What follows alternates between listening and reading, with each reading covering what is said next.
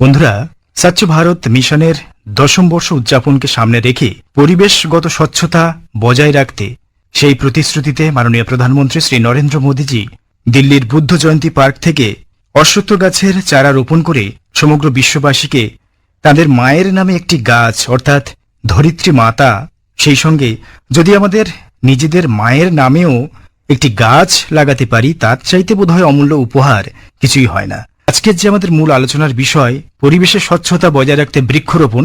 এই যে স্বচ্ছতা শুধুমাত্র যে পরিবেশের রাখতে হবে এমনটা নয়, পরিবেশের স্বচ্ছতা বজায় রাখতে গিয়ে যদি নিজেদের যে স্বভাব, চিরাচরিত স্বভাব যেগুলি আমরা করে আসি এবং যে সংস্কার যেটা দীর্ঘদিন ধরে আমরা পালন করে আসছি, সেই স্বভাবগুলি কিভাবে পরিবর্তন করা যায়, সেই রকম একজন মানুষ যিনি নিজের নানা কর্মকার্যের মধ্য দিয়ে মানুষের বিভিন্ন চারিত্রিক আচার আচরণ স্বভাব সংস্কার পরিবর্তন করার নানান দিশা দেখান, শুভাশিস ঘোষ।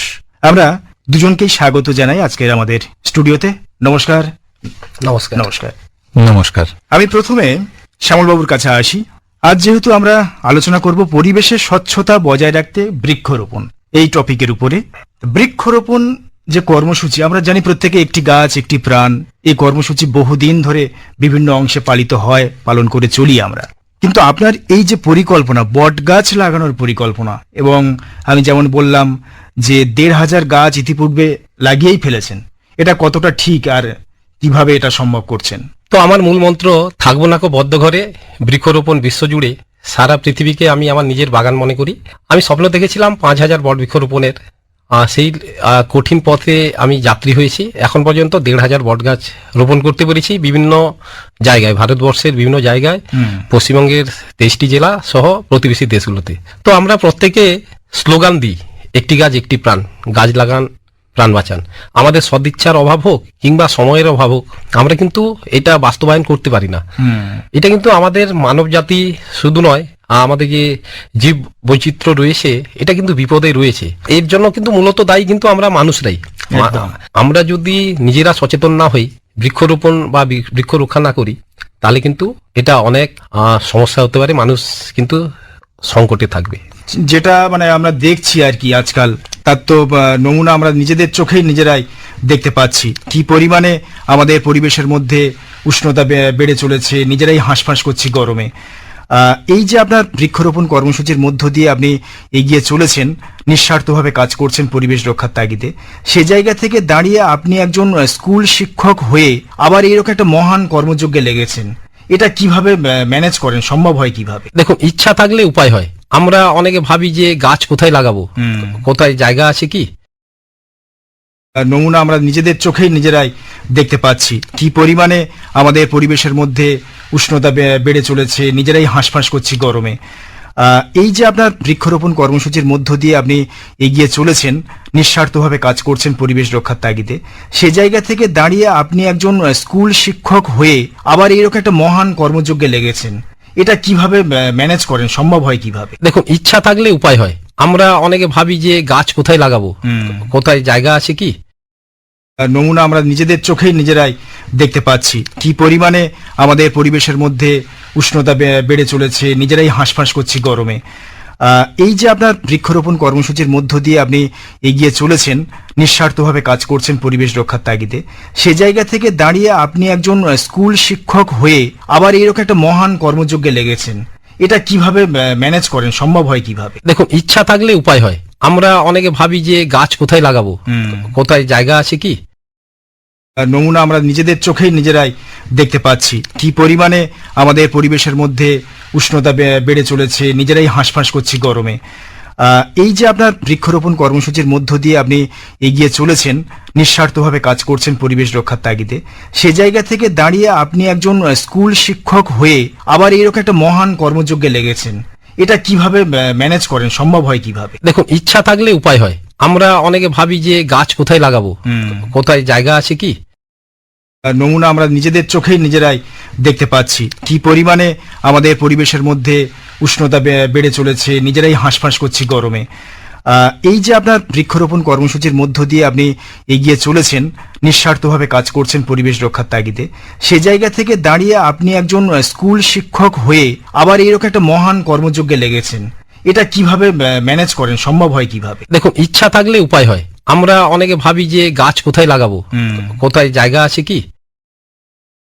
বসে কাজ করছে তাদেরকে একে একে জিজ্ঞাসা করা শুরু করলাম, আচ্ছা জানিস যে ওই যে আমরা যে ঘরেতে কাজ করি ওখানে উপরে ওই যে ওগুলো ঝুলছে ওগুলোতে কি লেখা আছে? ওগুলো কি লেখা আছে জানি না তো, কিছু একটা লেখা আছে কি ওতে? তো বেশিরভাগ জনই বলতে পারলো না, তারা অতটা লক্ষ্য করে দেখেইনি যে ওতে কি লেখা আছে। তখন আমার এই কথাটাই মনে হয় যে যেটা সবাই দেখছে না সেটা আমার চোখে পড়েছে, তাহলে নিশ্চয়ই কোনো কারণ আছে। তাহলে এটা আমাকে একটু খুঁড়ে দেখতে হবে, একটু ভালোভাবে ভাবতে হবে, যেটা কেন শুধু আমার চোখেই পড়লো আর কেউ কেন এটা ভাবছে না।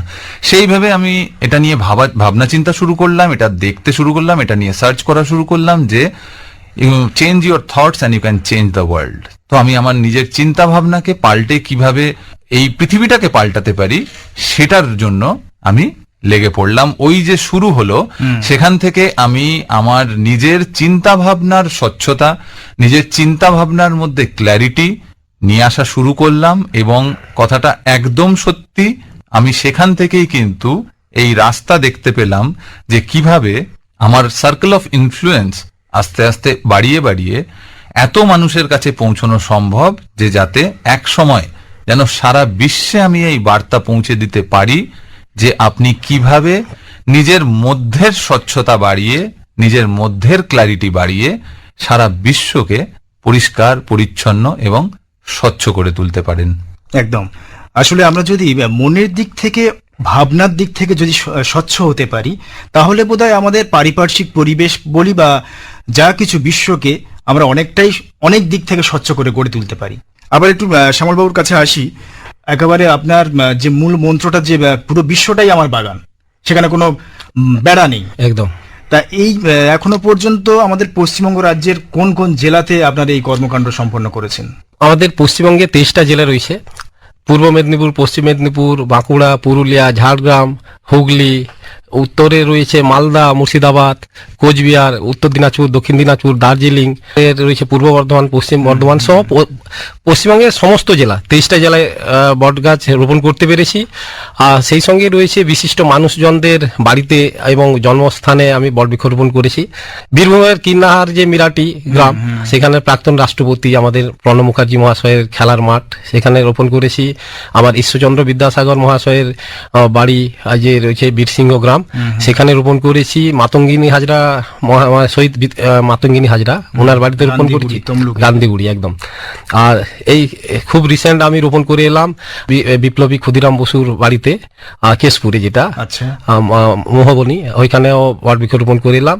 আর রিসেন্ট যাওয়ার ইচ্ছা রয়েছে আমাদের যে নেতাজি সুভাষচন্দ্র বসুর জন্মমাটি কটকে, ওই উড়িয়াপাড়া, সেখানেও বট বৃক্ষ রোপণ করব। সেই সঙ্গে আমাদের পূর্ব মেদিনীপুর জেলার ভূমিপুত্র অজয় মুখার্জি, সুশীল ধারা, এনাদের বাড়িতেও, মানে ওনাদের স্মৃতিতেও বট বৃক্ষ রোপণ করেছি। বাহ, আপনি তো বিভিন্ন জায়গায় গিয়ে এইরকম বট বৃক্ষ রোপণ করছেন, তা সেখানে কোথাও গিয়ে কি কখনো কোনো রকম সমস্যার সম্মুখীন? এগুলো তো কিছু মানুষ হয়তো ভালো চোখে দেখেন, আবার কিছু মানুষ তো সমাজে বিভিন্ন শ্রেণীর মানুষ থাকে, সেই জন্য বলছি, কোনো সমস্যার সম্মুখীন হতে হয়েছে? তো আমি যখন বাড়ি থেকে বেরাই, আমার সঙ্গে একটা গ্রিন এক্সপ্রেস থাকে, একটা লোহার তৈরি ট্রলি, ওই চাকা লাগানো রয়েছে, ওই ট্রলিতে করে আমি গাছগুলো নিয়ে যাই। আমাকে স্বভাবত আমি বাস, ট্রেন, অটো, টোটো হেঁটে আমি বট বৃক্ষরোপণ যাত্রা করি। আর বাসের মধ্যে এগুলো তুললে অনেকে সহযাত্রী আমাকে গালাগালি করেন, হ্যাঁ, ব্যঙ্গোক্তি করেন, গালাগালিও করেন। আমি মনে করি উনার কাজ করছেন, উনি জীবনে গালাগালি জমা করছেন, আর আমি আমার যে বট গাছ, আমি আমার ছলে বলে কৌশলে কিংবা ভিক্ষা করে হলেও যে 5000 বট বৃক্ষরোপণের যে যাত্রায় আমি আমার বট বৃক্ষরোপণ করছি। আর যে যেমন কর্ম করবে সে তেমন ফল পাবে বলে আমি হেসে, মানে বিশ্বাস করি, আর হেসে ওই লোকটাকে ক্ষমা করে দিয়ে উনার পরিবারের নামেও আমি বট বৃক্ষরোপণ করে আসি।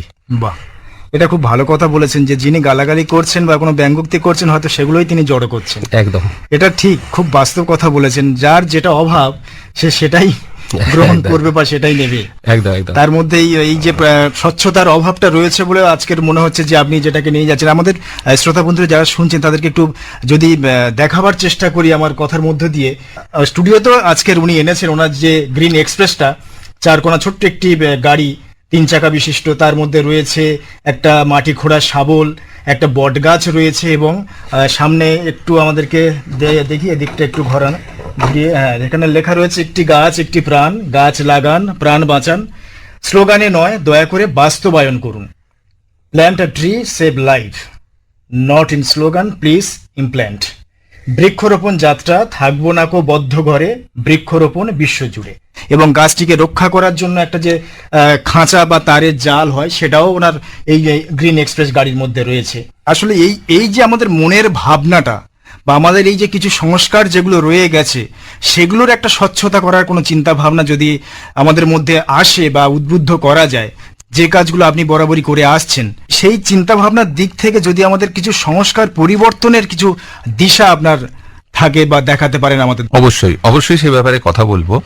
আমি যেখান দিয়ে শুরু করেছিলাম যে আমরা মানে আমি কিরম ভাবে আর কি আমি উদ্বুদ্ধ হলাম সেই একটা কথা দিয়ে, সেখান থেকে এই যে কর্মকাণ্ডের মধ্যে আমি ঢুকে গেলাম, এই যে আমি আমাদের জীবনকে কিভাবে স্বচ্ছ বানাতে পারবো, আমাদের 5 অ্যাসপেক্টস অফ লাইফ, আমাদের বিভিন্ন অ্যাসপেক্টস যেগুলো আছে লাইফের, আমাদের হেলথ একটা অ্যাসপেক্ট, আমাদের মন একটা অ্যাসপেক্ট, মেন্টালিটি, ইমোশনাল অ্যাসপেক্ট আছে, আমাদের ফাইন্যান্স একটা অ্যাসপেক্ট, আমাদের কাজ এবং ফাইন্যান্স এটা নিয়ে আমাদের চলতে হয়, আমাদের স্পিরিচুয়ালিটিও আর একটা অ্যাসপেক্ট। এই প্রত্যেকটা জায়গায় কিন্তু আমাদের স্বচ্ছতা দরকার, এবং স্বচ্ছতা বাইরে আনার জন্য, স্বচ্ছতা বাইরে আনতে গেলে সবার আগে আমাদের ইন্ট্রোস্পেকশন করাটা ভীষণ প্রয়োজন। ইন্ট্রোস্পেকশন মানে আমাদের নিজের মনের ভিতরে ঢুকে আগে এই জিনিসটা দেখতে হবে যে সেখানে কত কালি জমে আছে, সেখানে কত ময়লা, কত কিছু জমে আছে। সেটা দেখতে গেলে কিন্তু অনেক মনে জোর লাগে, কারণ সেটা অনেকটাই মানে আর কি দুর্গন্ধযুক্ত এবং অনেকটাই নোংরা। এরম অনেক কিছু আমাদের ভিতরে জমে আছে, সেইগুলোকে কিন্তু আমাদের মনে জোর এনে পরিষ্কার করতে হবে। যখন আমাদের বাইরে কোনো ধরে নিন রাস্তার ধারের যে নর্দমা, সেগুলো যখন যেরাম ভাবে আমাদের পরিষ্কার করতে হয় নাকে মুখে চাপা দিয়ে, ঠিক একই রকম ভাবে আমাদের ভিতরেও এরকম অনেক নোংরা জমে আছে। সেগুলোকে আমরা যদি সবার আগে পরিষ্কার না করতে পারি, আমাদের চিন্তা ভাবনার মধ্যে স্বচ্ছতা আসবে না, আমাদের যে গোল, সেই গোল সেটিং এর মধ্যেও স্বচ্ছতা আসবে না। বেশ, আবার একটু শ্যামলবাবুর কাছে আসি।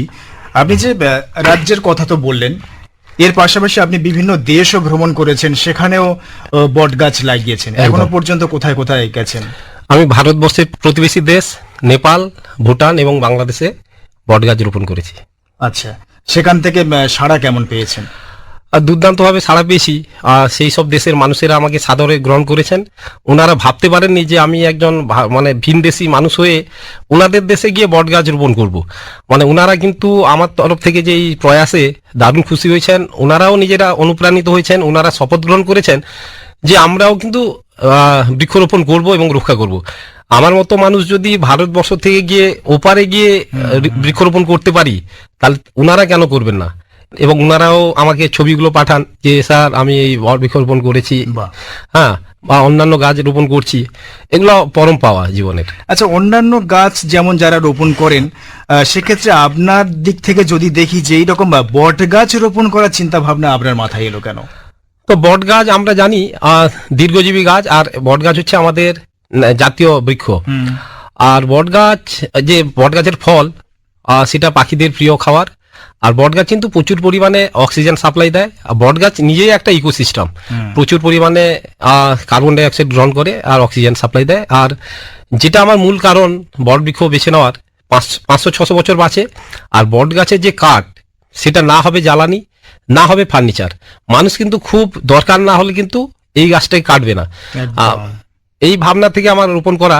অনেকে আমাকে বলেন যে নিম গাছ লাগান, কিংবা কোনো মানে যেসব কাঠ লাভজনক সেটা সেই গাছ লাগান। আমি ভেবে দেখেছি, ধরুন 200 বছর পরে একটা গাছ বিশাল মোটা হয়ে গেল, তখন কিন্তু ওই দামের কারণে সেটা হয়তো 2-4 লাখ টাকা দাম হলে সেটা কিন্তু মানুষ কেটে নেবে।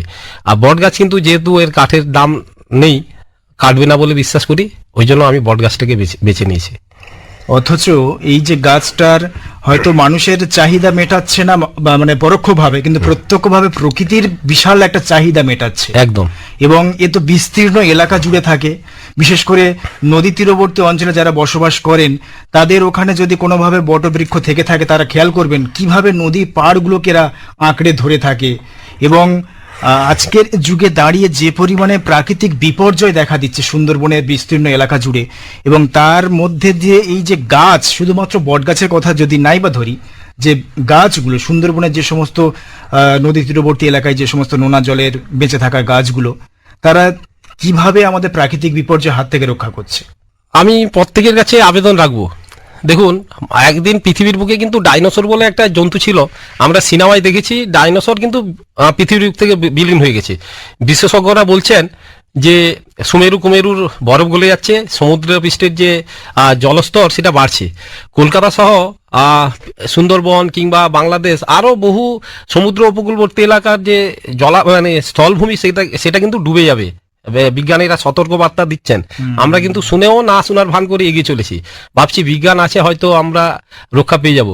কিন্তু সত্যি বলছি বিজ্ঞান হয়তো এই ব্যাপারটা আমার সচেতন ওনারাও করছেন, আমরা শুনছি না। যারা শহরবাসী রয়েছেন বাড়িতে এসি লাগাচ্ছেন, প্রত্যেকে একটু ইচ্ছা শক্তি নিয়ে বেরিয়ে পড়ুন। কোথাও বেড়াতে যাচ্ছেন আপনারা, সঙ্গে 2-4টা চারা গাছ নিন, বেড়া নিন, খুব বেশি খরচ হবে না, মানে হয়তো জীবনে 1,500-2 হাজার টাকা খরচ করলে আপনার জন্য আপনি যে অক্সিজেন নিচ্ছেন, কারণ না কারণ রোপিত গাছ থেকে অক্সিজেন নিচ্ছেন, সেটা কিন্তু আপনার নিজের গাছ থেকে নিন, এটাই বলার। এসি থাকুক, উন্নয়ন থাকুক, অট্টালিকা উঠুক, সেই অট্টালিকায় কিন্তু আমাদের ভাবতে হবে যে অট্টালিকায় কোথায় গাছ লাগানো যাবে। এখন কিন্তু আর প্রচুর জায়গা পাওয়া যাবে না, ইনডোর প্ল্যান্ট, সেগুলো ভাবনা চিন্তা করে শহরবাসীকে মানে সেটা ভাবতে হবে। যদি বাড়ির পাশে কোনো গাছ হেলে পড়ে কোথাও দেখেন, সেগুলোকে রক্ষা করতে হবে। শুধুমাত্র এটাও ঠিক বড় কথা যে শুধুমাত্র আমরা যে গাছ রোপণ করলাম দায় সারা কাজ হয়ে গেল এমনটা নয়, সেটাকে তো আবার পরিচর্যা বা একটু লক্ষ্য রাখার, সেটাও একটা দায়িত্বের মধ্যে পড়ে। একদম একদম। আচ্ছা শুভাশিস দা, তাহলে এই যে আমাদের চিন্তা ভাবনার কথা যে আগে যেটা বললেন, যে আমাদের যদি মনের মধ্যে একটা স্বচ্ছতা ভাব থাকে, তাহলে আমরা স্বচ্ছ বিশ্ব বা স্বচ্ছ পরিবেশ, স্বচ্ছ পরিবার গড়ে তুলতে পারি। এ ব্যাপারে আরো কিছু যদি সাজেশন আপনার থাকে। অবশ্যই। আমি খুব রিসেন্টলি একটা অ্যানসেন্ট ভেদিক কালচার, একটা সনাতন সংস্কৃতির একটা রিচুয়াল শুরু করেছি। এই ধরে নিন 14-15 দিন হলো যেটা শুরু করতে সম্ভব হয়েছি। এর চিন্তা ভাবনা অনেক দিন আগে থেকে ছিল, কিন্তু আমি খুঁজছিলাম যে কিভাবে এটা করা যায়। এই জিনিসটার নাম হলো গিয়ে অগ্নিহোত্রা। অগ্নিহোত্রা হলো গিয়ে এমন একটা প্রসেস যেটা আমরা সূর্যোদয় আর সূর্যাস্তের ঠিক যে সময়টা নির্ধারণ করে সেই সময়ে আমরা একটা রিচুয়াল ফলো করি। একটা তামার পাত্র থাকে যেটা 5.5 ইঞ্চি, 6.5 ইঞ্চি আর 14.5 ইঞ্চি এক্স্যাক্ট এই সাইজের, সেটাকে রেখে তার ভিতরে আমরা দেশি গরুর গোবরের যে ঘুঁটে সেটা রাখি, দুটো ত্রিভুজ আকারে, সেটাকে পিরামিড স্ট্রাকচারে আমরা রাখি। এই প্রত্যেক কটাই সাইন্টিফিক, তার কারণগুলো আমি অবশ্যই পরে জানাবো। সেটাকে রেখে তাতে আমরা মন্থন করা দেশি গরুর যে ঘি হয় সেই ঘি তাতে আমরা ওখানে দিচ্ছি, দিয়ে সেটাকে আমরা যে ভীমসেনী কর্পূর সেটা দিয়ে আমরা ওটাকে জ্বালাচ্ছি, প্রজ্বলন করছি। এবং এই জিনিসটা যখন জ্বলছে আর এই এক্স্যাক্ট যখন টাইমটা আসছে, সেই সময়ে আমরা একটা মন্ত্র বলছি। সূর্যাস্তের মন্ত্র আলাদা, সূর্যোদয়ের মন্ত্র আলাদা। সূর্যোদয়ের মন্ত্রের সময় আমরা সূর্যকে আহুতি করছি, আর যখন সূর্যাস্ত হয়ে যাচ্ছে, সেই জন্য সূর্যকে তো আর আহুতি দিতে পারছি না, আমরা অগ্নিকে আহুতি দিই। সেই প্রসেসটা আমরা যখন ফলো করছি, এর মধ্যে অসাধারণ পাওয়ার আছে, এত পাওয়ার আছে যেটা আমি নিজে অনুভব করতে পারছি এই 14-15 দিনে। এবং একটু বিস্তারে আমি যদি আপনাকে বলি যে এটা কি কি উপকার হচ্ছে, আমাদের মেন্টাল স্পিরিচুয়াল ওয়েলবিং আসছে এটার মাধ্যমে, ওখানে স্বচ্ছতা আসছে, আমাদের হেলথের বেনিফিট হচ্ছে, আমাদের এগ্রিকালচারের জন্য এটা একটা খুব ভালো প্রসেস। এবং যারা অর্গানিক এগ্রিকালচার করছেন তারা এই জিনিসটা ফলো করেন এবং করা দরকার, তার অনেক উপকারিতা এতে আছে। এটা ছাড়াও আরো অনেক রকম ভাবে এই জিনিসটা করছে, যেটা মেটার্নিটি প্রবলেমস অনেক রকম হয়, বাচ্চাদের নিয়ে অসুবিধা হয় বার্থ ডেলিভারির সময়, সেই প্রবলেমও এটাকে ঠিক করছে। বিভিন্ন রকম ড্রাগ এডিকশন হয় মানুষের, সেইগুলো থেকে মানুষকে বাঁচায়। এটা এমনই একটা প্রসেস। এটা আমাদের ব্রেন সেলসকে ইগনাইট করে, নতুন ব্রেন সেল তৈরি করতে সাহায্য করে। এটা এই যে আমাদের শরীরের ভিতরের সার্কুলার সিস্টেম, মানে যে রক্ত বয়ে চলছে, সেই সিস্টেমকে ক্লিন করতে সাহায্য করে। এটা পুরো পরিবেশকে পিউরিফাই করে এবং পরিবেশের মধ্যে অক্সিজেনটাকে বৃদ্ধি করে। এবং এটা প্লান্টের জন্য খুব ভালো।